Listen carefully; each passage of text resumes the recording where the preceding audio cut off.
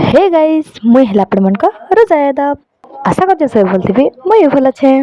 तो चलो सब नगर वन के बुलमा आउ देखमा किन प्रकार अच्छी जे तापर जानमा किन अच्छी। नगर वन पहला रे लिखाई छी मूर नगर वन तापर एंदा किछि व्यू।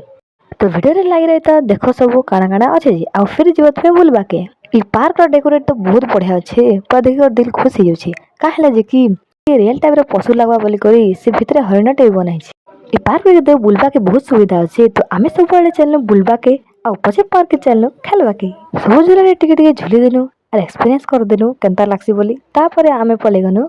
आ मस्त झूला रे झूलबा के चलो देखमा पार्क के आसी करी बचकानी हरकत नहीं कले हबा के तो हतार लगे आमे छुआ मन से मिसी कर चलनु फुल एंजॉय करबा के डोली रे बसला बारे बहुत बढ़िया लागला लेकिन चक्कर तो बहुत आसला यार।